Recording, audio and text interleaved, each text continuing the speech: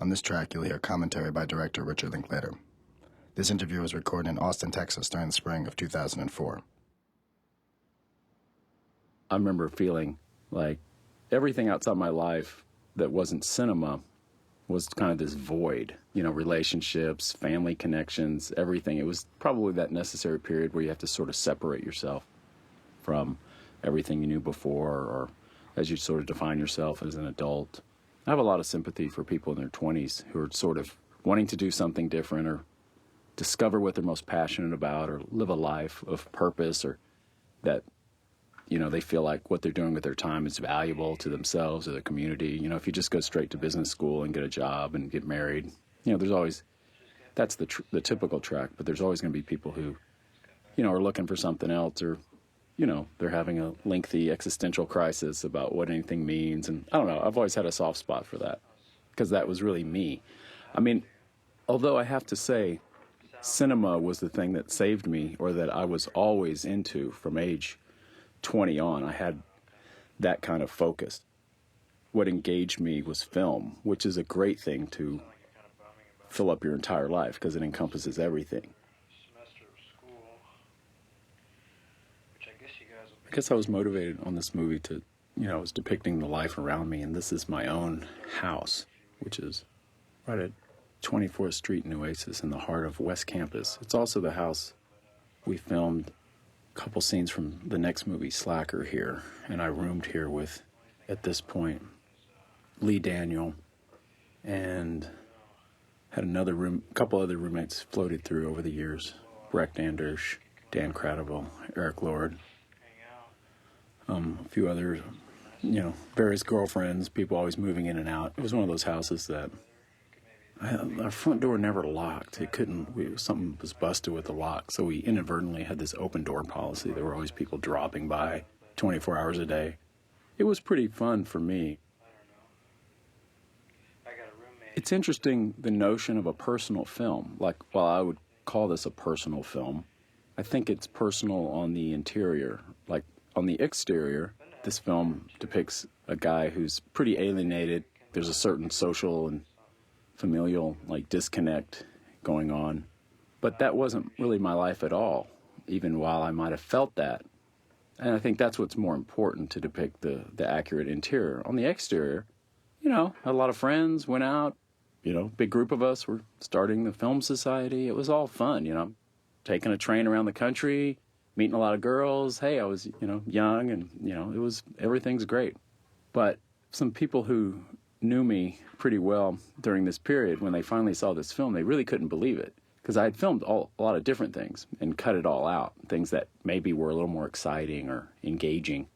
I cut all that out in the editing. They really couldn't believe it because it seemed so stark, so kind of alienated, whereas I think they found me not that way at all. I don't know if it's some parallel life you feel like you might be living, or some inner core that you see around you. That's what I think I was getting at. But maybe it was just a part of me, like, had I not been engaged in cinema, if I took that out of my life, then there really was this kind of vacuum. So, but most people don't. Most people fill that vacuum, with something. I was just lucky. For me, it was cinema. I have to say, nothing was, it's easy to look back on something you did so long ago and think, oh, I didn't really put much thought into that. I was really young, but I think you are kind of who you are. That's why I sort of, in a strange way, stand behind this film. I mean, I haven't seen it in so long, or I went a lengthy time and didn't see it, maybe 7-8 years. And then South by Southwest Film Festival talked me into showing it. And I was thinking, I don't know, I had kind of not thought about this film in a long time and thought it was just an experiment, something I did to teach myself or to try something. But I spent a lot of time on it. I spent a little over 2 years on this film. I watched it again and thought, that's where I was at that time. To be honest, that's where I was, and that's what I could do at that moment, to do a film completely alone. I did it for $3,000 with the Super 8 camera, and I did every element of the film myself and didn't really collaborate with anyone. And that's kind of where I was at personally and in my own film evolution, that's where I was at the time. I look at it kind of quaintly, like, oh, I was actually trying to do something interesting, or at that time, that was all I was doing. I had no plans for other films. I mean, I hoped I would do other films. I had ideas, but I was really testing myself to see if I was even a filmmaker. I'd been making these shorts and had a bunch of ideas about cinema, but my formal skills were just then kind of catching up with some of my ideas. So, I don't know. You always challenge yourself with these things. You know, it enabled me to gain a little confidence and go on and try to do another film. So it was, important to me at the time. So that's why I sort of stand behind the movie now, going, well, it's definitely an early work, but, and it's certainly not for everybody, and I've hardly shown it to anybody ever, but it's, it's what it is at that time, I often joke when people ask if I went to film school. I say, I went to the Stanley Kubrick Film School, which means you just buy a camera and you learn how to use it and you start making movies. And that's as good as anything else. I mean, I lived near the University of Texas Film School, had a lot of friends who went to school there, and I would sit in on classes. I'd go to student film. I was I felt I had some connection there, even though I was never enrolled. I'd go to student short screenings and certainly watched thousands of films on campus. But as far as my own stuff goes, I had a personality. I think I just wanted to do it on my own. I didn't really want to be judged. I was naturally very shy. And what I felt I wanted to do, I knew wouldn't fit into that. I guess I'm always anti-institutional. I've never really gotten along in the academic environment too well. Not that I'm some big radical or anything. It just always kind of bugged me. I felt like there was some kind of, constraints there that I didn't really want to listen to. And I think for film, you don't really need necessarily that. If you're a self-motivated person, which you need to be for film anyway, that's lesson number one. It's not like you get your degree and then the industry gives you this or that. Or, if you're ever really going to write and direct movies and get your own movies made, you have to be, a hustler. You got to be kind of obsessively motivated. School's not going to teach you that or give you those skills. You just kind of have to do it. Damn, I almost forgot about that this guy maybe does or does not shoot somebody. Oh, God. Scary. I'm not a big gun guy. Don't tell that to my neighbors. But I remember going to a gun store and buying this gun. And I never really shot it. But I returned it the next day. But I kind of enjoyed buying the gun. I grew up around guns. I'm not a anti-gun guy actively, but they're just not a big deal in my life anymore. When I talk of this movie in an oblique narrative sense, you might put an input into a movie that makes no sense given anything around it. Give a piece of narrative information and give it no context in the rest of the movie. Or maybe you hint at it at other places. So, but you'll never, it was kind of, I remember thinking it was kind of fun to take a device like this. A gun enters the frame, and that's supposed to get everybody all riled up, but to not really ever deliver on that. But it makes you think about this guy. Like, I remember someone, when I showed it at a festival a few years ago, he asked, is that guy a serial killer? Is he, like, traveling around the country? I was like, it never crossed my mind. I mean, to me, this is like a dream state thing. It may or may not have happened.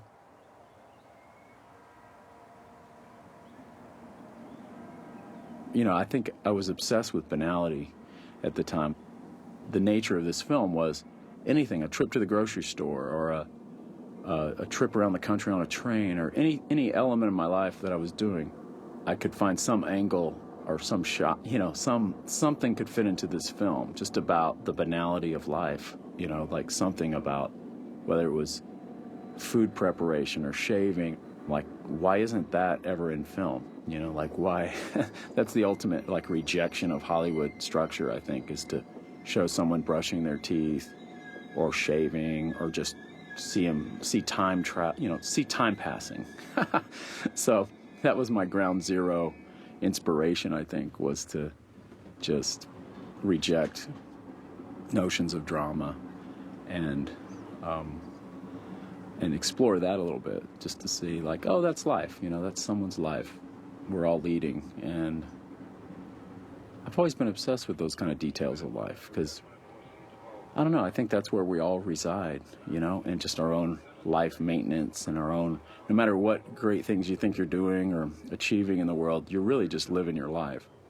And I think it's how you approach those elements, that whether you can find joy or meaning in every little thing, or if this is just necessary stuff to get onto the real stuff. I've always been, it's kind of like high and low culture. I've kind of always felt that they're sort of equal, like, I don't know, speaking before the UN is as important as, getting water at your grocery store or whatever. I don't know. It just seems like it's all part of a life, and like how you approach it. If you can find some joy or some poetry or something kind of beautiful about the banal things, then everything else is, then you're much more set, I think, to see the world, What I strive for is to be excited about brushing your teeth, or, all the crap you have to do in life, like, because that is your life. I've always been obsessed with communication, and like human communication, and how we really talk, or the various ways we communicate. And to me, more than alienation, this film's really an attempt at some kind of communication. So, this character kind of disassociated from everything, disconnected, alienated. You can look like that on the surface, but you can be living a really vibrant inner life, in art. So I've always found it interesting when people judge people. Usually it's people close to you, family members, who are like, oh, you're not doing anything. You're going to be a bum like your uncle, or whatever that. They don't know what's going on inside your head. And it's hard to communicate. I think I always saw this movie about communication, or lack thereof, or the impossibility of communication, or the attempt at communication, and primarily a visual experience too. I always thought the film would be not very verbal. I didn't see it as being a very dialogue-intensive film, primarily a visual experience, and with no drama, no real notion of theatrics. I was sort of moved most by, I guess you'd call them, structural films of the 70s and 80s, films by, say, James Benning or Chantal Ackerman. At that point in my life, I didn't think, as a filmmaker, I didn't think that would be all I would ever do, but at this moment, that's what I was interested in, and that seemed like something I could attempt to pull off. I love the view out train windows, because you're going through the back of the town. You're seeing, like, pipe yards, and, and it's the industrial parts of town. It's like a much better way to view a city.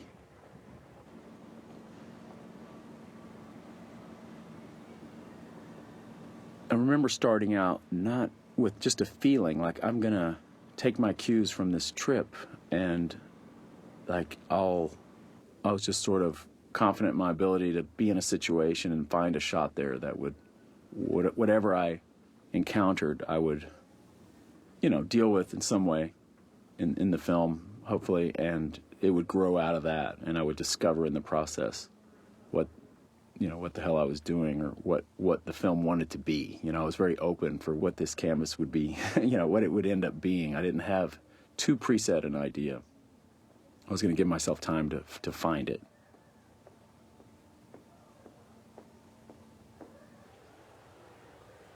When I started, I didn't really know what I was going to do. I didn't have anything planned.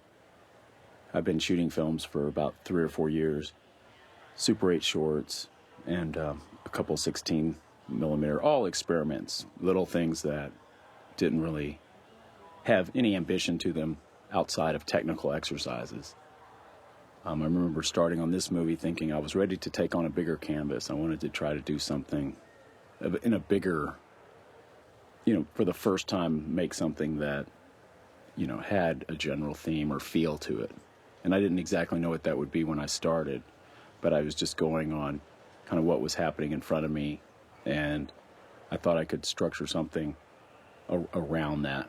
But it would be aspects of, my own life, but not very specific to this character. I thought it'd be interesting to have a lead character that you didn't really even see him very well. He was just kind of in the background. He was just kind of a passing human figure.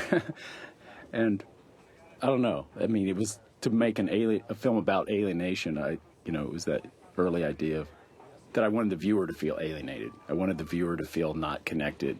So it's just a, kind of a early idea, I guess. But I wanted the form. It was like a formal experiment of how to communicate that. So to me, it was to communicate that visually. I was a self-taught filmmaker who didn't go to film school, didn't come out of any specific school or had any ideas of making films. Like I was thinking very anti-Hollywood, very anti-film syntax or whatever. And I was very much influenced by like European and, world cinema, much more than American cinema at that moment. As much as I loved films, I think it was just trying to discover your own voice in that. It just didn't feel natural to me to try to be making, a genre piece or something. That's why I think I responded when I saw films that were, structural, primarily, structural challenges and storytelling in a unique kind of oblique, I would say the oblique narrative is the key word. So this was my oblique narrative. There's a story there, but it's very loose, and you have to find yourself in it. And that's a lot to ask of an audience, to give yourself up to something that's not helping you much. But that was where my head was at the time. It was like, you want to make an alienating experience. If you're depicting that, you want to make the film itself kind of, tough to watch maybe, or to test your patience. But I like the idea of people looking at the image, for 2 minutes, sometimes at a time.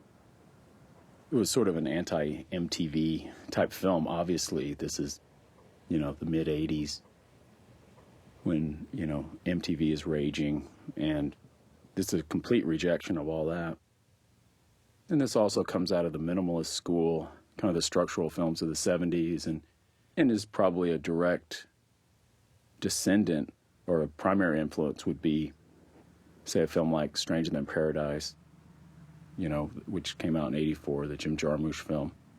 Although this doesn't have the humor or the social interaction that film does successfully with 3 characters, and it's in New York primarily, but this is one guy, traveling around who has these kind of connections, these fleeting connections with other people, seemingly friends and family, but nothing ever gets resolved, or there's no real plot per se, although there might be. I kept it just abstract enough. Anything particular you want to do in Missoula?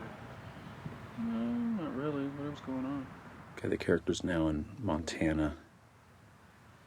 Missoula, Montana. I have fond memories. My best friend, Frank, was actually going to school there for several years. I just go through there in the summer and hang out. Frank is one of my friends from high school in Huntsville that I've kept up with all these years. He was a Russian studies major, now a professor, Russian.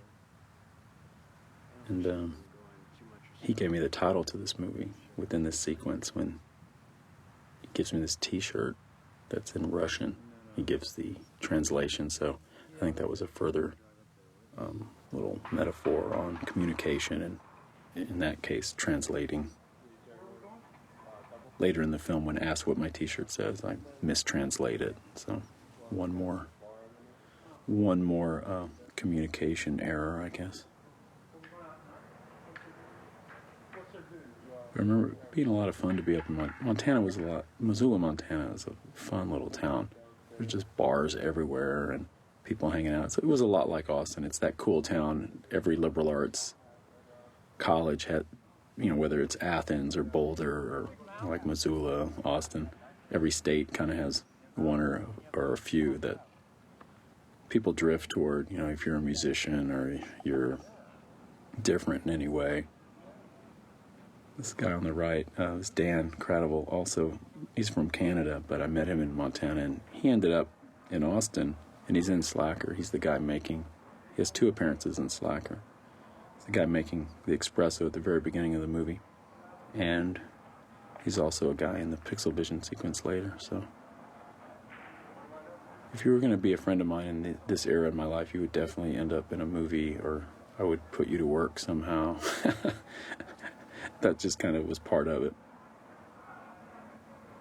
This is my early directing of actors, and it seems like nothing, but you are asking a few people to perform, however minimally on camera, but you still have to say, oh, just stand here and read this, and try to create a atmosphere that they could work in. And, you know, it was kind of daunting, as minimal as it seems. I had some scenes in the movie that never made the final movie, that I actually was more actively directing people and trying to get performances and things, and none of it ended up in the movie. I think in this whole movie, no 2 people have any kind of meaningful conversation with one another about anything coming from them. I was obsessed with secondary sources, so we'll read a quote from a book or we'll watch a movie together, but when it's just us talking, it'll be very bland and nothing. But it's easier to communicate through other sources. Like, that's where you could get your meaning across. But at this age, or at this time, it was almost impossible to articulate my own ideas about anything. I remember, not that I've gotten much better, but just being completely inarticulate and sort of, you know, it was very tough to communicate anything very deep. I remember being frustrated. Maybe this whole movie grew out of a certain frustration at verbal communication. In Missoula, they have a mountain there with a big M on the side, so that's a good activity to hike up to the M, you know. So we'd spend, you know, say the afternoon, you hike up to the M.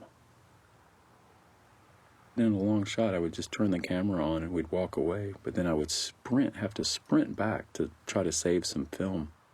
Fortunately, my camera had this wonderful option that you could turn it on and it would wait 10 seconds and then run 20 seconds, or 10 seconds, whichever you pick. So you could hit a button, set a setting, and then that saved me a lot, I could say, but it would limit my shot to 20 seconds maximum. So I would go, okay, this shot shouldn't be more than 20 seconds.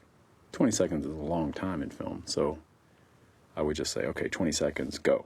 And then, you know, I just get the footage back and know where it cut out, and that's when I would kind of find it. If it was a really valuable shot or I thought it might be longer, I would just let the camera run and then kind of sprint back and turn it off, unless I had acquired a crew member who would turn it off for me.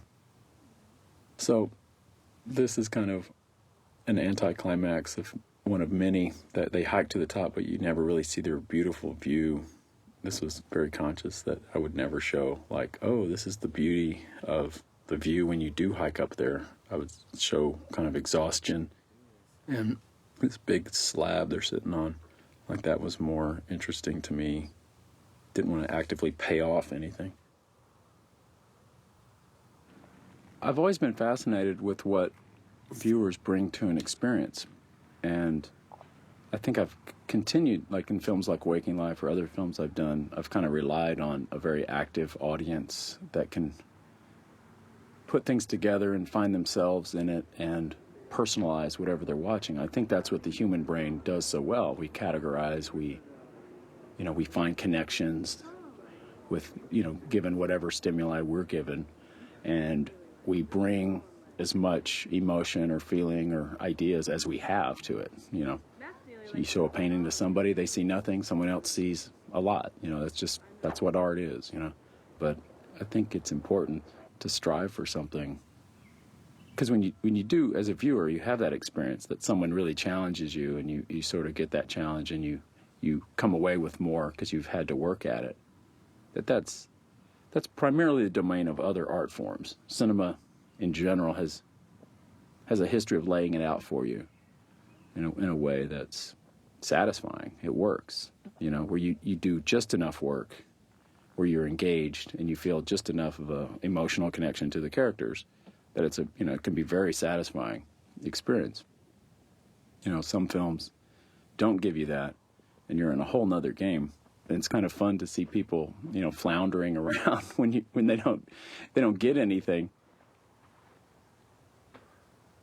This is the only shot I would qualify as a beauty shot because we're up in Glacier National Park, and it is, it's kind of amazing snow. And this is the summer; it's like this all the time. I remember looking at it, thinking, "Oh, this isn't real." It did feel like when you find yourself in a kind of a postcard setting, you go, that doesn't even seem real. So what's much more real is like playing pinball. In doing this movie, I did 2 trips up to Montana, one summer and one the next. That was kind of the beginning and ending of my filming. I had edited in the interim year and shot a bunch of other stuff, and I thought of things that I could get. It's beautiful, isn't it? Yeah, that's exactly what I wanted. Yeah, Pops, you could take care of a whole room full of people with that gun. While I was on my trip, reading the occasional paper, I saw an obit for Sterling Hayden, who was one of my favorite actors, always. So I put in this little homage. I think this was ripped off from Alice in the Cities when young Mr. Lincoln is playing on TV. And it's a kind of an homage to John Ford. It just passed, I think. So I have the killing going in the background. Sterling Hayden's trying to convince Timothy Carey to come aboard his scheme and shoot a horse. And the horse in the big racetrack robbery. One of many great Sterling Hayden scenes. He's really wonderful in that movie, but I always loved him. I have a lot of sympathy for filmmakers making their first films because it's so much work to pull it together. You're kind of finding out what you don't know, which is endless. It's hard to be a leader. It's hard to communicate with people. I cut so much of that out of my dialogue altogether. Like, okay, I can't communicate with anyone about my own ideas. So I'm going to just do this film alone. I don't want to even deal with anybody. I don't want to explain anything to anyone. I don't know how to even talk to anyone about what I'm thinking. So I'm just going to do this alone and see what happens. There were some filmmakers I liked quite a bit who had done that more or less. So I thought, okay, well, that's challenge number 1. I'll do every technical element of this movie. I'll shoot it, light it where necessary. I'd like to not light too much. I'll obviously edit it. I'll do the soundtrack. I'll do everything. I'll do, whatever sound work, everything about it. So that was a nice little crash course in filmmaking. Just that all these years later, I consider and go, well, yeah, I can, I can do all these things. I really can. I can record sound. I can, it's not my forte. It's not what I enjoy doing, but I can do, having done it a lot. Everything, that you kind of go into something confident. You know what everybody you're working with is up against. So, the value of well-recorded sound when you've spent a year kind of looping or trying to make something work better. I'm talking about my first 2 films here. So, it was a nice technical challenge for myself, and also it was kind of fun going through life thinking, okay, I'm working on something bigger. How, and to be engaged in a work in an ongoing process. And I shot this primarily over about a 1-year period. My film background to that point, this is age, 20-ish, 1920-ish, was really sketchy. I grew up going to, you see a lot of movies just like the way all kids do, but there was only one theater in town and a new movie would come there every week. One week it'd be The Cowboys, the next week, it's Evel Knievel, the next week it's Judge Roy Bean, I remember these movies, The Getaway, every week there'd be one new movie in town and play for 1 week, and usually we saw it. So it was always fun, but they were just, films just showed up from who knows where, and you liked most of them, and the idea that you could ever make a film. This is a little town in East Texas. It's very different now. I think the culture is much more media savvy, and everyone kind of there's some superstar directors, everybody kind of knows what a film director does, and everyone's got a video camera, but this is a whole nother era where, I didn't even know what a director was until I was, I think, well into my teens. Hitchcock. Everybody knew who Alfred Hitchcock was, but I didn't know what he did necessarily. You know, he was somehow responsible for like The Birds, you know, or Psycho, films like that. And then one day, I'd seen some films from Austin. One was, I think, a graduate student film called The Speed of Light by the late Brian Hansen, and another was called The Invasion of the Aluminum People by the late David Boone. Two Austin filmmakers who I never got to know. They had moved and were gone before I ever got to know them, but or moved, or I never met them. But they were kind of the generation ahead of me, and they were in and around, I believe, University of Texas. But I saw, there were, like 30-minute-ish type films shot on. One was in Super 8 and one was in 16. And I remember thinking, like, wow, like, I guess you can make, there were people making films in Austin. And, I thought maybe I'd go there and get into the school there, which I didn't eventually end up doing. But I remember thinking, and Austin's a cool town in the South that you escape to anyway. So I had friends going to college there, and I'd go up and visit. And I was like, yeah, Austin seems like the place. I mean, it's not like a big film center or anything at that time, but it was primarily a music town. But it just seemed like a cool place to be. There were a lot of young people hanging out. And I thought, well, that's as good a place. You got to live somewhere. I just moved to Austin and had my film equipment and just started making films, and eventually, started meeting people. I met Lee Daniel at a film club meeting called the Heart of Texas Film Makers. It's this little group that worked out of the Ritz Theater, run by the guy Austin Jarnigan. And we all just, would watch each other's films or talk about film, or there was always some vague plan about maybe making a bigger film. And, I don't know. At that point, I had definite ideas, I felt, about films I wanted to make, or I was kind of reaching for, but, it was still a few years off. But it was pretty good experience to meet some kind of kindred spirits, one way or another. Lee Daniel was I think he was finishing up film school at that point. He was in his last year. He had made an interesting short with two other people called Late Air that I saw looked great, kind of an interesting semi-experimental, like black and white film. And we just started talking. We had a kind of a common bond about certain kind of films. And I don't know, we just started hanging out. He was projecting films for a band, Texas Instruments, that I would kind of join in and help project films, multiple projector screenings. And it was just fun. It was like, wow, Austin music. There were bands playing every night. There was all these interesting young people. Most people were musicians or artists of some kind. Not that many film people. But we were definitely in the minority at that time. But yeah, Austin just was kind of the place. A year or so after I moved here, I, started, wanting to see more films. I was watching 3 films a day, and then there were certain directors I wanted to see more work of, and the Austin Film Society kind of grew out of that. Started showing a lot of movies from directors. You want to see more Bergman films than just The Seventh Seal and Wild Strawberries. Where's all the other films? You want to see more experimental films or documentaries or kind of cult films. And this was before everything was on video. So there was this great need, and I was lucky to fall in with some like-minded friends who, we all were sort of, raging with the ideas of film, and, it was just a great period in my life. Myself, roommates, Lee Daniel, had a roommate, Brecht Anders, and, it was just, film was it, In a music town like Austin, we were the film guys. And there was a circle around us of people who kind of came and went, usually living in our house. It was just a really kind of an exciting time. Like a whole world had opened up. And I'll never forget it. It was just, I just would spend all my time reading about film or, watching movies. And, that's just what we did. We showed films and promoted them and talked about films and went to every film, and that was life. It was pretty damn great.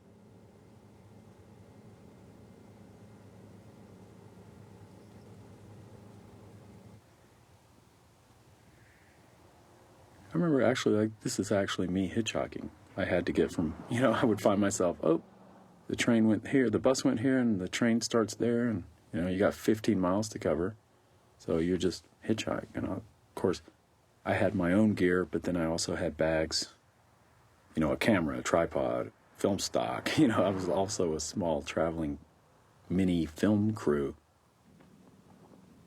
As I, exposed film, I would, try to mail it pretty soon.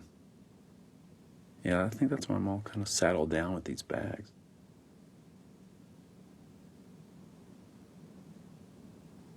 I guess as a kid, I always thought I was going to be a writer. I was always the kid who, won the writer's fair or wrote some weird short story. 5th grade on, I always thought I'd be a writer. But just because I was living in some little town in East Texas that I really had no other outlets, I didn't, and certainly you weren't encouraged to think you could do that for a living. If you said, oh, I want to be a writer, it was like, well, you could be a journalist, maybe you could make a living as a, I was kind of an athlete too, so, oh, maybe you'd be a sports writer, That was all, that was the highest ambition, you could kind of reach for. So, which I always thought was kind of stupid. I wanted to write, novels or something like that. It was in college that I kind of discovered theater. I started reading a lot of plays and hanging out with some, just peripherally. I was never like a drama major. I was an English major, or taking mostly English classes, but literature. But there was an English class at my school that was playwriting. I thought that'd be interesting, so I wrote several one-act plays, and you study playwrights, and I found that thrilling. That was in my 2nd year of college, and I started getting to know some of the people in the drama department, and I just thought that was wonderful. Just the kind of artistic troupe putting on plays, and they'd do musicals, and it was just kind of fun to watch, to sort of be around. And I had written a play that, had I returned to school, they would have performed, which I think I was afraid of, actually. Looking back, I'd written this one-act play that I thought was pretty good, but I guess I was running from something. Anyway, I didn't go back to school that next year. And it was around that time my writing ambitions, after seeing that same sophomore year, as I was getting into theater, I'd seen Raging Bull. I remember that opened. And I remember just thinking, like, wow. And then I started through my English classes. Every English professor is also a amateur film critic. They would show, this is when videos were just becoming a thing in the early 80s. They would, once a week, they'd show a movie, like Clockwork Orange or something, and I would go. And, we'd talk about the film after. So I started thinking, I was just doing a segue into thinking about film, and so I was thinking, oh, maybe I could write films. Like that seemed interesting. Like film had sort of taken hold of me as worth my time, like it just was a matter of seeing masterpieces and, interesting films that I'd never seen before. I just hadn't been exposed to them. And I quickly started going to the library and checking out books on the French New Wave, or I would go home and, I'd reference like a director or a studio, a writer, actors. I was just kind of, just interested. I was kind of pouring through it all in my own academic way, studying everything that I had seen, or I was just kind of devouring everything around me, I guess, looking back, to do with like the history of film and, different national cinemas. And I remember I had one book that I'd gotten through a book club or something. It was sitting there on my shelf, and it was called The Technical Aspects of Filmmaking. And I'd look at it fairly regularly. I'm like, okay, I'm going to wait for you. I'm not going to read you just yet. I'm going to do another year of history, film history. And I was doing my own version of film appreciation. A choice of coffee, either iced tea or milk as a beverage.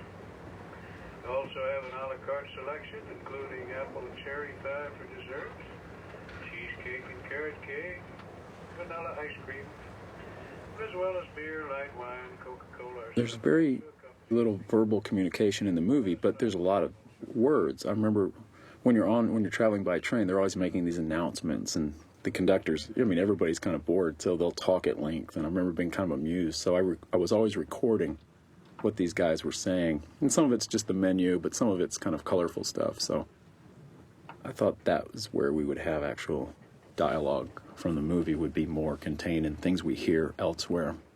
Like he does at the very beginning, that sets this quote-unquote story going, is the tape he gets from his friend, vaguely inviting him up there. You know, we get a sense that this guy's not going to go to school this year, or he's blowing off school, and, what the hell, jump on a train, travel up to wherever, you know, Montana. I think this is the shot like this, the rattling 7-Up can. When you have all day and you just kind of study, like, I mean, it was just kind of interesting. I like the way it sounded, you know. You got this slight little rumble on the train that rattle everything. It just seemed worthy of being in the movie. A lengthy shot. You know, it was the kind of movie you could just put that kind of shot into. I remember finding shots in this kind of like a photographer. You know, you'd find verticals, and there's a, you know, elevator in the background, and you're like, okay, that's interesting visually. You know, it's like I said, so much of what I've done since then is so character-based, so narrative-driven, that, you know, it's really more about the character. You take your cues from that than the image. Where this was just the opposite. I think it's the only time I've ever approached a film that way, and maybe the only time I ever will.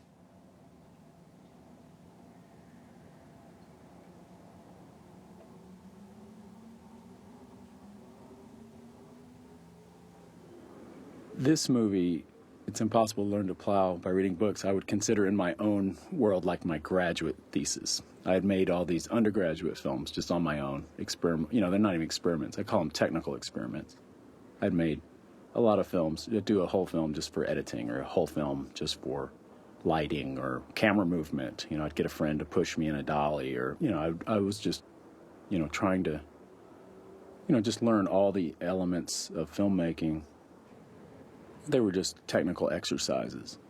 I was amazed looking back how much patience I had to not crave immediate results. I knew they wouldn't be forthcoming. I knew enough about the history of film and studying filmmakers' lives that it wasn't something that just came overnight. There's not really prodigy filmmakers in the way there are in, you know, in music and other art disciplines. It's kind of so all-encompassing. It's rare you see a young filmmaker. I mean, there's a lot of young filmmakers, and a lot of young people obviously, you know, achieved a lot in film.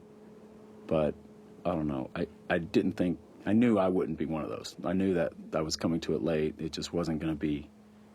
But I'm thankful for my background now, that I wasn't a guy at 9 years old who knew he wanted to make films and was filming blowing up his train set. And I never came at it from that. I came at it more.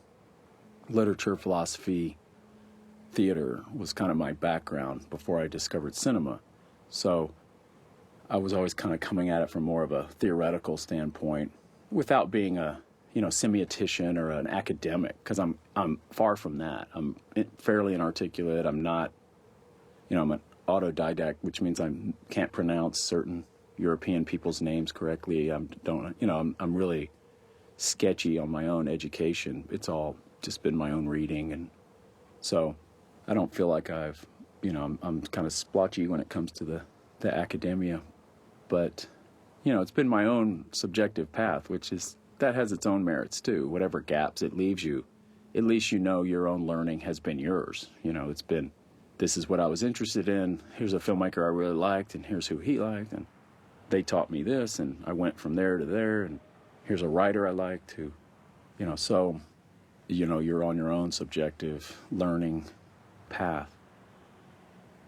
There's no overnight success. There's no idiot savant filmmakers. There's no, you know, it's not going to work like that. It's a lot of work, and people don't want to hear that. They want to think, oh, you just did it. Wow. It's like Harry Potter. Remember when J.K. Rowling, they figured, oh, she was on The Dole. Oh, well, she's been writing since she was a kid, you know. They want to think, oh, I could be on The Dole. Maybe I could be a best-selling writer. It's like, no, you probably can't. So, yeah, no one wants to think how they would have to alter their life, you know, because by the time, say, Slacker came out, I could honestly say I've put in more time in the last 9 years or whatever into cinema than anyone could, you know. 20 hours, 18 hours a day, my whole life, every day, for all those years was 100% devoted to cinema. You know, all my own projects, things I was working on, watching movies, reading, you know, that was my crash course over many, many years. So, you know, I crammed in a lot in those years. So, in some way, you know, it's kind of insulting when you're sort of treated, every actor, everybody who's ever gotten to some level, you're treated like the overnight success, but you in your heart know that's not the case. You see these films and you go, wow, that's really great what they're doing. And then you think, well, you know, in a way, that seems accessible. Like I can get a 16 millimeter camera and maybe I can do that. And I was, you know, flattered years later when people come up to me and say Slacker was that film to them.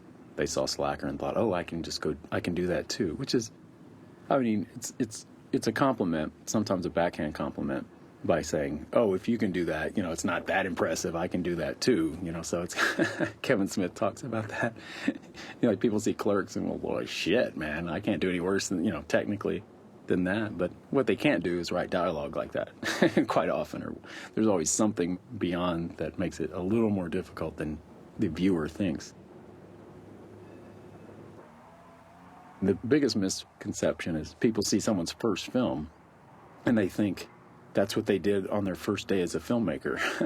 So when people were treating me like when I did Slacker, like I just picked up a camera 5 minutes before, I always was really insistent on telling them, no, I've been doing this for a long time, actually. I did a Super 8 feature before this. I've done, you know, I have a closet full of shorts. I've been at this, you know, years and years at this point.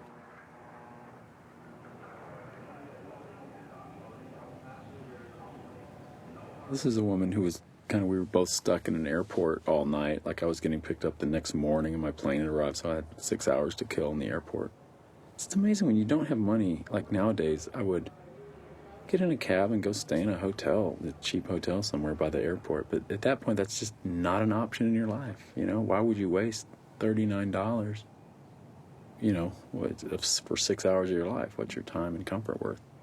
So you end up with like-minded folks waiting, and you tend to drift together and you just spend a night talking until you both fall asleep. I remember this woman I met, she had just moved to LA that night. She was getting picked up the next morning. She had moved there had a job cutting hair, and that had kind of taken her to LA. And we ended up talking all night, and then she did fall asleep. This is actual documentary style. She is really asleep there, and I set up the camera, and I did write her a long note. And just said, you know, it was great hanging out. Good luck with stuff. Whatever. I was heading out. And, and I always, you know, always wonder what happened to her.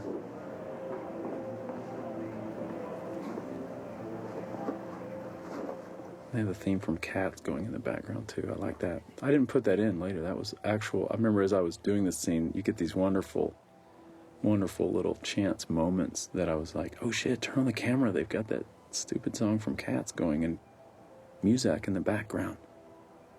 So I remember thinking like, oh, the film gods are with me on that one.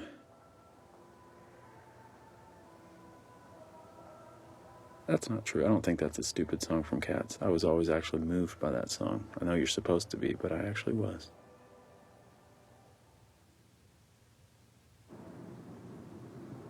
Because I did every element of this movie myself, it necessitated leaving the camera behind me. If my character's walking away from the camera, I would hit the button on the camera and walk away, which is like leaving your expensive camera on a tripod back behind you, which gets kind of dangerous at times. I often would collect a little crew. Inevitably, when you're setting up a tripod and a camera and maybe a microphone, someone will wander over and say, hey, what are you doing? What's this? And you just say, hey, you want to help me? You know, here, hit this button, do that. I remember on the train acquiring a crew of bored kids. This caught a good trek, you know, from across the southwestern United States. These kids were with me a day or two. No kid over 9 years old, but they were great. They carried equipment. They saved me a lot of film stock by turning on the camera when I asked them to, when I would be far away or something. So. funny how looking at kind of the backgrounds, knowing so much of that looks the same, these days. Nothing much changes, like in how those industrial sections look too much. The only thing that's really different in what's coming up on 20 years is the cars. You see cars, and that really hits you. The train cars look the same. Almost everything's the same. I remember thinking about the composition of like every shot to this movie, and often, dealing in Super 8, you're with the kind of a 1:3:3 frame, similar to it's not widescreen anyway, but being not really, or kind of actively challenging that frame. Like that's the freedom you do have in cinema, is to kind of expand beyond the boundaries of whatever frame you've been given. I remember kind of thinking a lot like that in these days.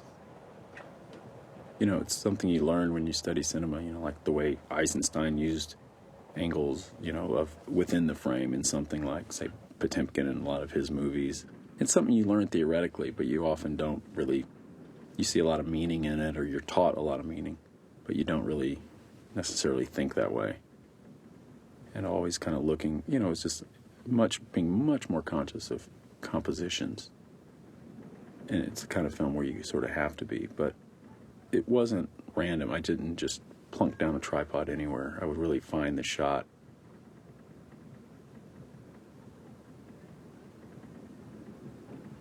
I think I remember consisting on a diet of granola bars, peanuts, sodas. I don't eat any of those things anymore, hardly.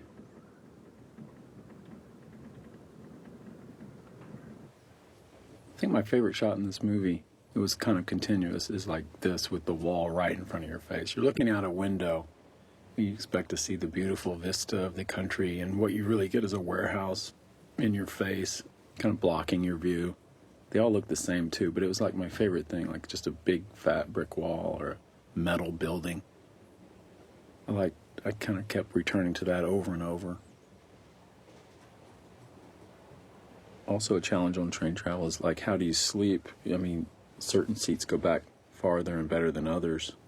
Finding like a comfortable seat. I mean, if you have any money, you get one of those sleeper cars, but when you've got nothing, I remember the all-aboard excursion fare. It was like $200, and for 45 days, I could travel anywhere in like half the United States.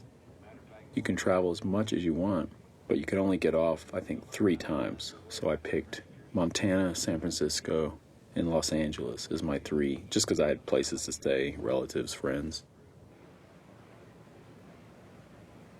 I think often the most interesting view out of train is the back window. You go to the very back car because you can see a full 180 view, out the back, and something kind of poetic as you leave, because you can't really see out the front of the train. That's not really possible because that's the engines and the conductors and all that. But the back is yours, and that's interesting because it's what's behind you now. It was always a challenge on the train to try to find 2 seats together. Sometimes when it'd be really crowded, you have to sleep, 3 inches away from some stranger. Looking out a train window, it's always interesting. In the image, you've got foreground objects, whisking by, wiping the frame, and then a far background objects that stay fairly constant. These doors, this must be some primordial thing from my watching Get Smart as a kid or something, where the doors open and close behind you. And I wanted to do one where it shut right on my face and I grabbed my nose or something, but it wasn't that kind of movie, I guess. So this is sort of the last leg of the trip through the southwestern part of the country. That's a great little trip on the Amtrak, from like LA to San Antonio or Austin. It's like it has an official name, but I forget it. But that's like a popular route. People were always like playing guitars and having a good time on that one.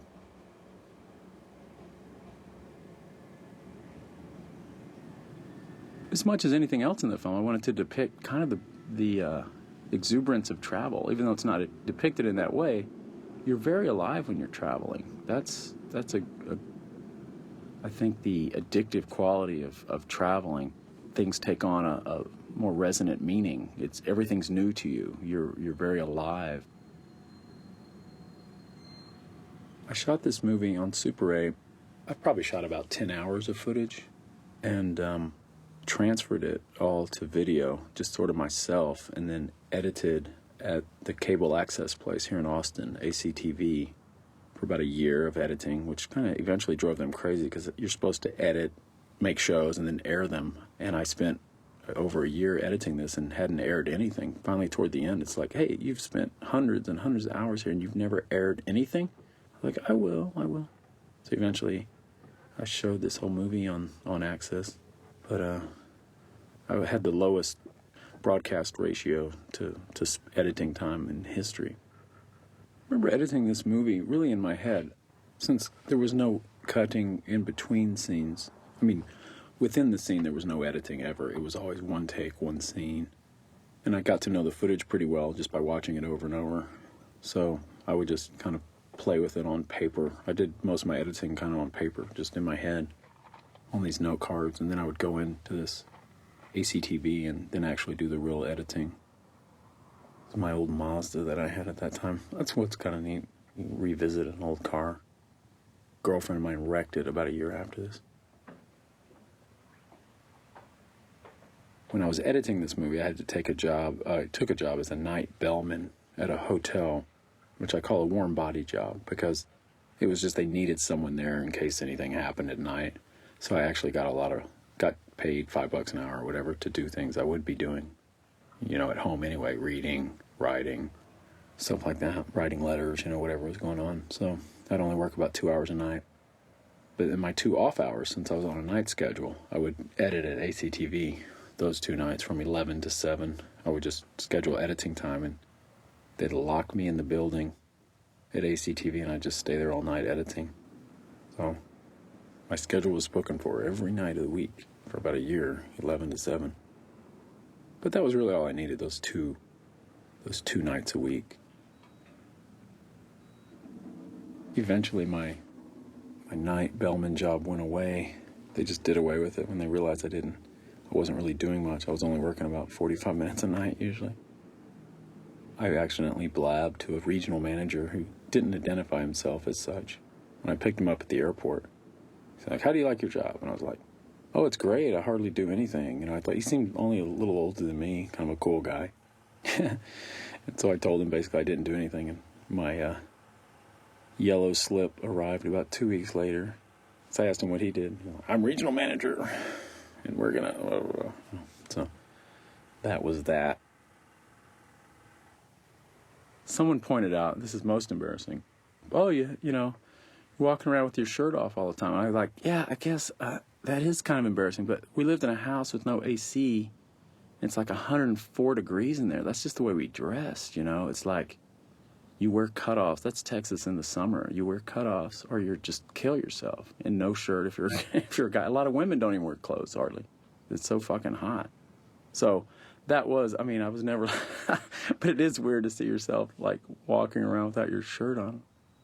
It's just kind of embarrassing to see yourself, because I'm not an actor, but I had no other way to make this movie. I didn't want to have an actor. That would have been a real drag to carry some guy around the country with me. I just didn't know how to do that.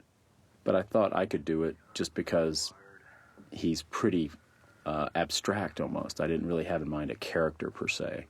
It was just this guy, kind of mumbling guy, and I thought, oh, I could do that. That's kind of what I would hate to have a real person and ask him to do what I was doing, because it's nothing, it's more symbolic than a real person.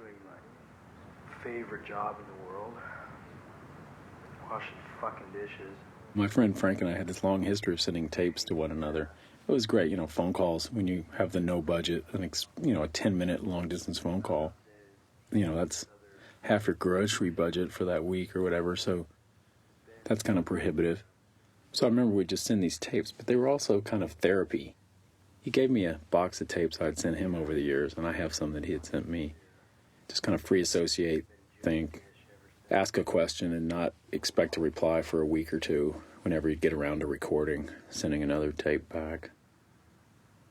I never really filmed myself making tapes. You get this impression I've made a tape, but you never really hear his thoughts. You don't get that. You don't get him talking about what's going on with him. So the oblique protagonist continues to the very end, I think, here.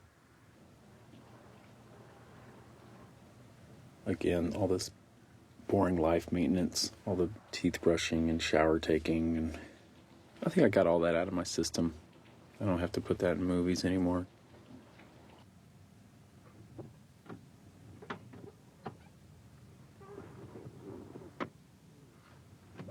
Oh, this was funny.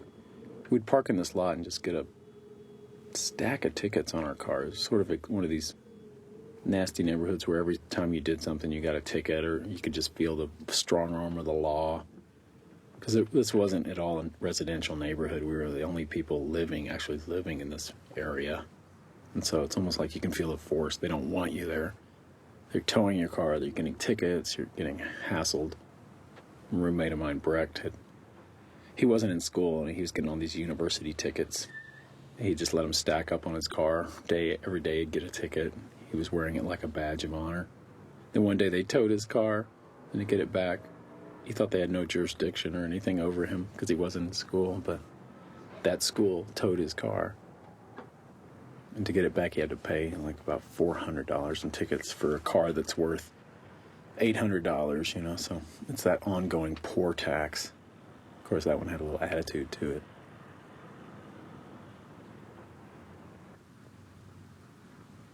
So this whole thing was kind of a little trip to Houston. I had relatives at the time who lived in Houston. I was always having to go there, so there was this one girl I was kind of vaguely going out with in Houston, so that would be my only redeeming thing. When in Houston, I could go hang out with Aaron a little bit.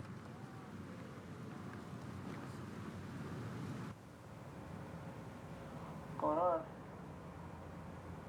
Yeah, I'm in town for a little while. So this is about as much as you hear this character say the whole movie. He's sitting here in shadow, talking on the phone. But I think it's kind of funny that he can be more articulate on the phone than in person. There's very little dialogue. There were scenes in this that I didn't want you to hear anything.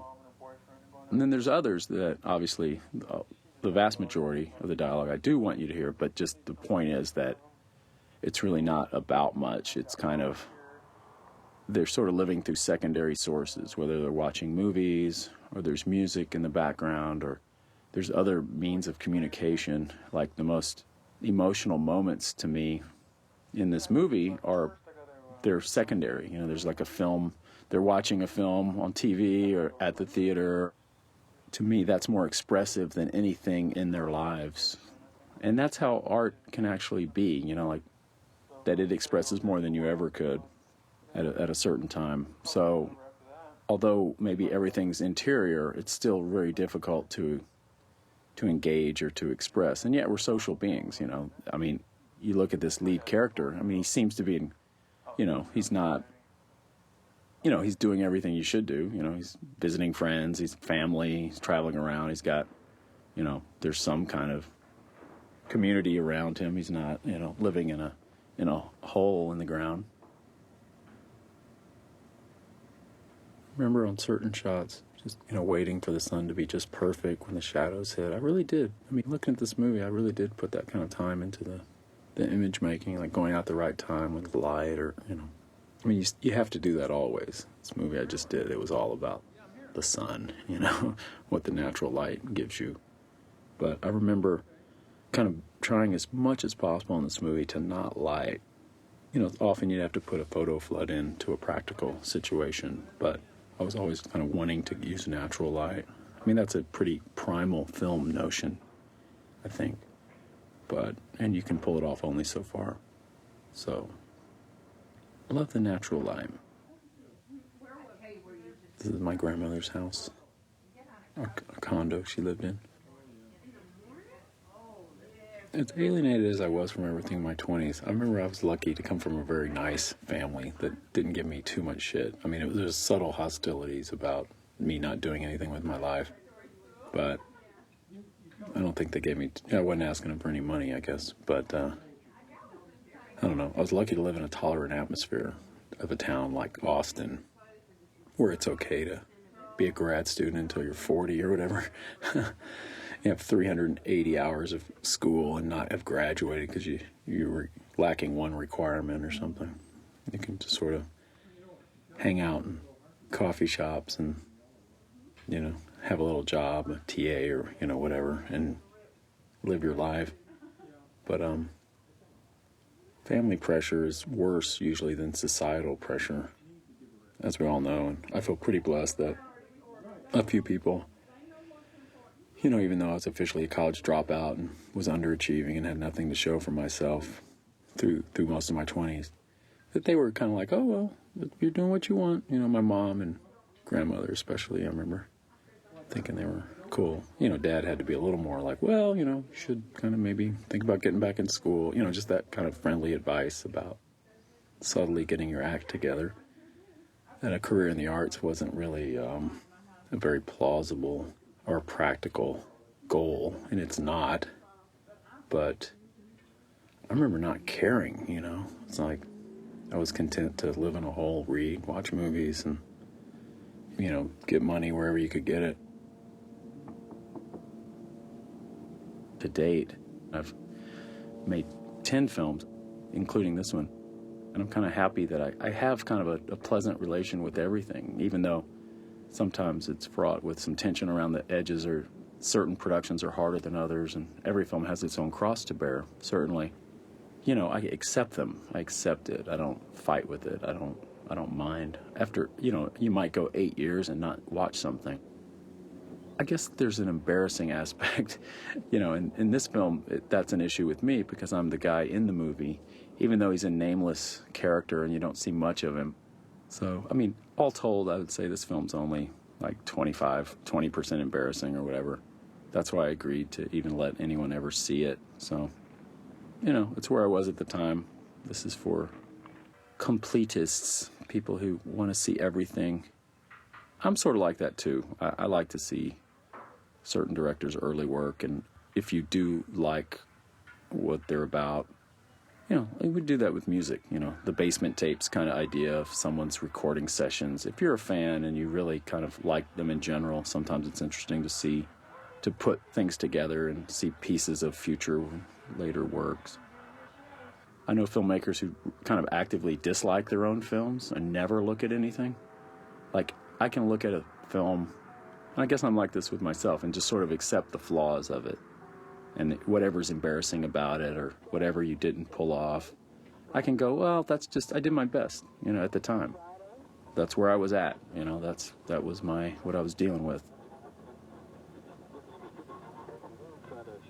If I had to pick a favorite scene in the movie, I think in some strange-ass way, this one might be the driving in the car toward downtown Houston. I just like the texture, of the day. It's kind of this gray, almost rainy day. Flipping through radio stations. I think this was before they even had scan buttons. Or this model car. You were always reaching for something. And it's just like a nice little collage of sounds coming out. There are different songs of all kinds, and the background's changing. I was happy with the way this came out. I have a scene later where I'm flipping through the TV stations in the same way. It's kind of fun when you're doing that. It's sort of, you're the mix, you're the DJ, looking for the right segue, the right beat, the right moment to switch, to hang on. Is it substantial enough to stay on? Should you get going? Your order is to keep moving, so it's just picking. So it's kind of fun. I don't know what that's a metaphor for. Being completely dissatisfied with anything coming at you, or nothing coming at you is going to really fulfill you, even a good song. Here's the Pretenders, for God's sake. Why did I not sit and listen to the rest of that song? There was Bonnie Raitt earlier. I never much worried about rights, because on my first couple films, I didn't own Slacker either, just thinking, no one's ever going to want to watch this film, or it has no future anyway, so why should I care, Always giving people permission to put clips of anything they wanted from me, or do a mixtape, or do some kind of rap version over some dialogue from a movie of mine, I'm like, yeah, sure, whatever, because, I don't know, I just think that's the modern world we're living in, you know? I'm all for, like, less copyright control and more free access to pre-existing, you know, information and art. I don't think there's anything wrong with that. I'm a situationist in that regard. It's very frustrating when you're making a bigger budget movie, like say with a studio. It's just everything's legal. Oh, you've got a little picture in the background. Oh, you got to get the artist who made that little magazine cover. You know, just everything is copyright.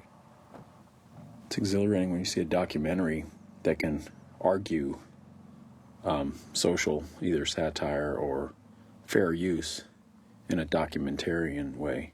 But if you're doing a narrative film, just every element, they just assume you have complete control over every element of your, you know, frame.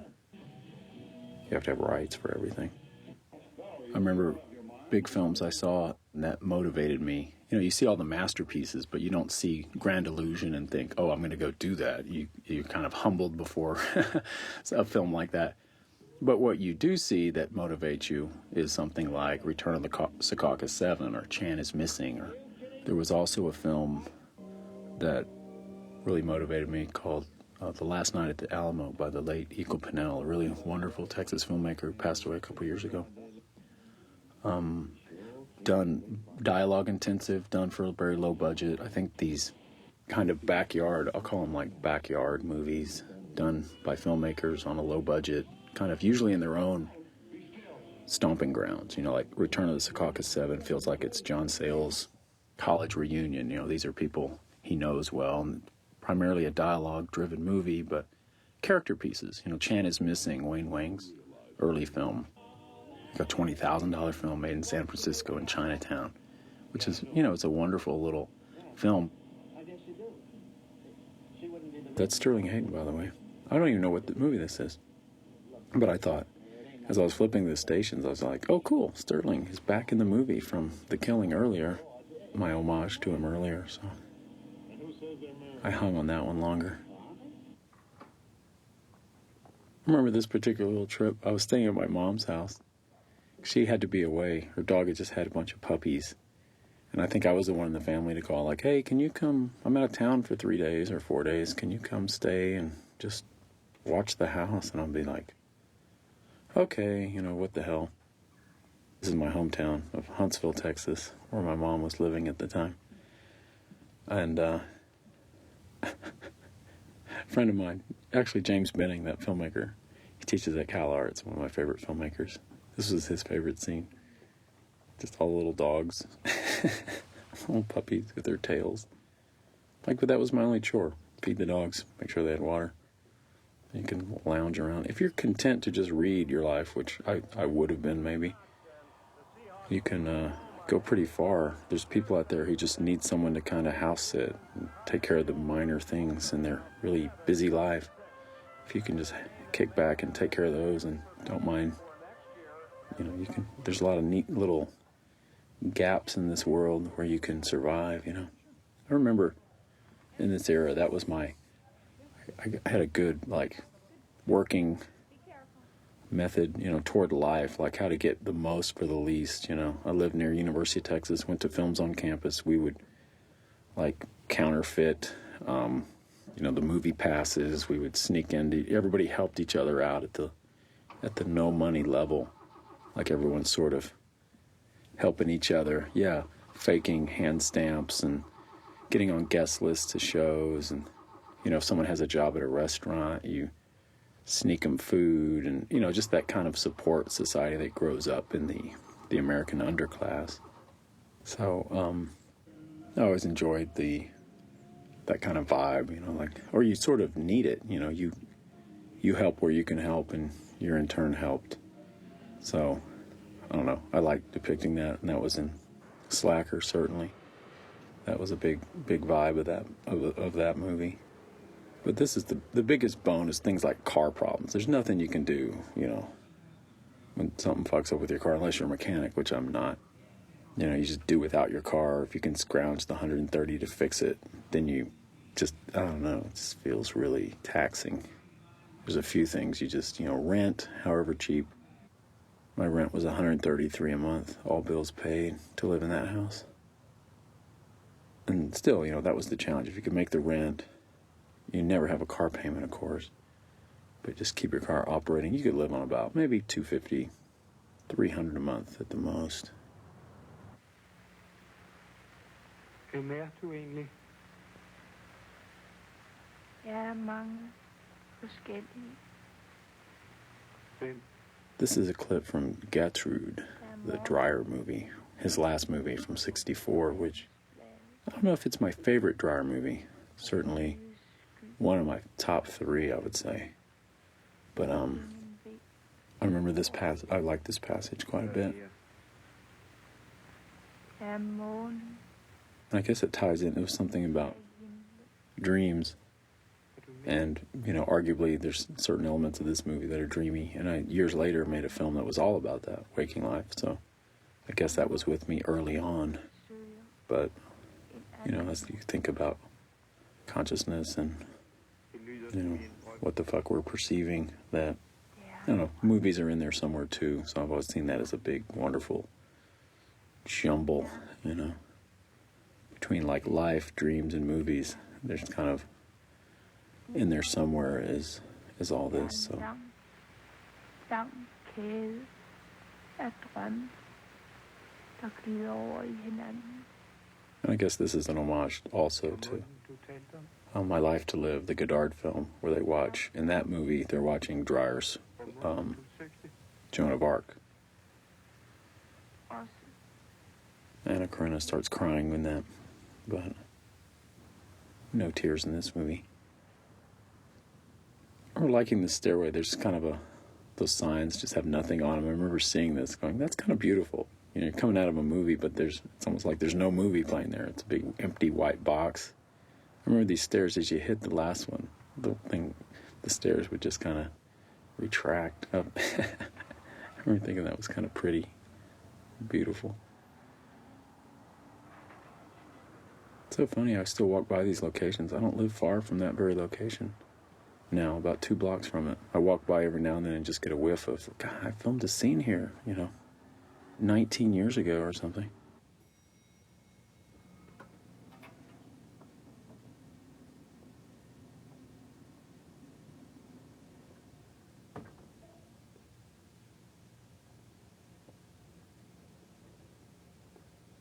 I used to go to events and imagine I had a gun on me. I don't know why. Like I was going there to kill somebody. I don't know why. It was kind of weird to just kind of wander into a public event like I was, fucking John Hinckley or something. That guy who got on the elevator there is a friend of mine, Scott Van Horn, who shows up as a grease monkey in one of the auto mechanics in Slacker.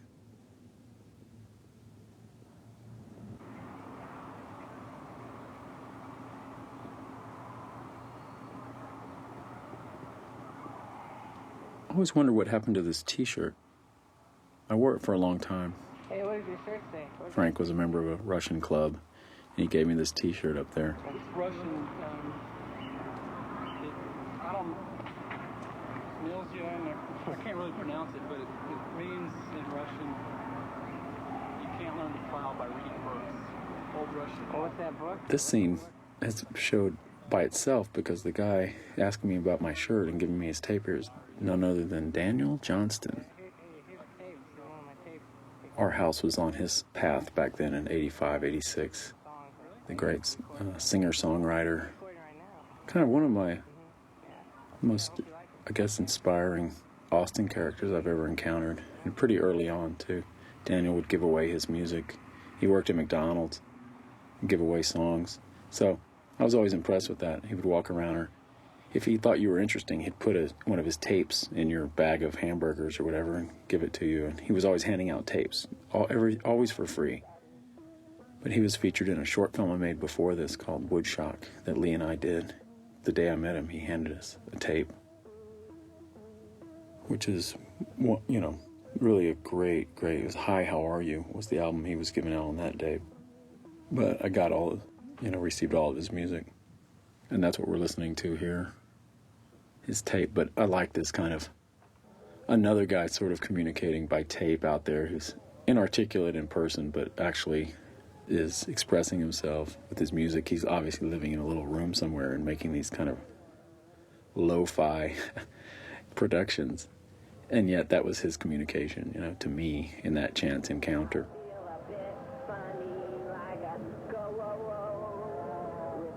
His songs are these kind of broken down, sometimes heartsick, sometimes depressive ballads, you know. But they're often very life-affirming too, so I've always just loved his music.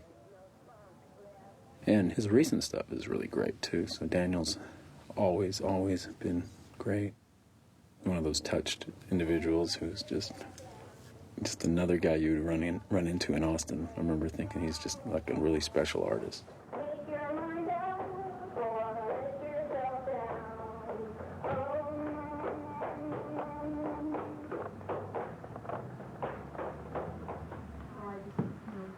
Thursday night, I put the cassette in and... This is a friend of mine, Tammy Gomez, who just a friend from this period.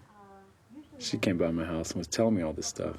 And I was like, oh, here, hold on, let me film this. You want to be on the film? She was, because we were talking about tapes and this thing I was doing, and she was kind of interested. She's a poet. And I said, well, let's talk and stand in front of this window, because I knew I'd get this nice silhouette. It was getting dark, and I was just like, oh, let's just see what happens. And I was kind of moved by what she said here. It was all on the tape, it was all on the tape. And then when it was over, I decided to listen to it. I think this was similar to a way I might work with some actors in the future, or non-actors necessarily. Just someone I thought was interesting and had something to say that, you know, I would just kind of work around them or their ideas, try to incorporate that into what I was doing.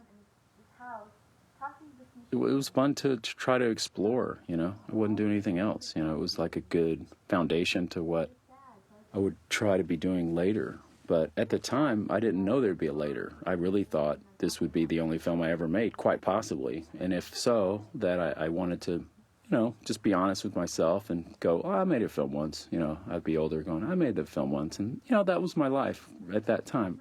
I think if I hadn't had the outlet, you know, of film, I would have been probably in more trouble on a lot of levels. If I wouldn't have found cinema and been really obsessed with that, or, you know, thinking I could make films, or that was my outlet. You know, that was a good, safe place to put all your energy. And it's a good place because it requires all your energy and everything you might possibly have. I remember also in this movie actively wanting to depict like the modern mechanized view. Like there's so many times he's getting things from machines, whether it's food or his ticket to get onto the train, or it's like, you know, getting money out of a machine, or just wanting to show kind of the modern mechanization, I guess, of life. That was, you know, we're kind of interacting with machines. It was some, you know, it would have seemed like science fiction 100 years before, just how much of your daily life is from interactions with non-human elements. The guy on the right also is in Slacker, Keith McCormick, who was a roommate of, he moved in with Lee and I at some point. I had a alternative ending here, that after that there was one more scene after this, that I finished the movie, and it was, I don't know, this whole gun thing, it was like he pays, or I don't know, it was kind of taken from Bresson's The Devil Probably, a film I hadn't even seen at that time.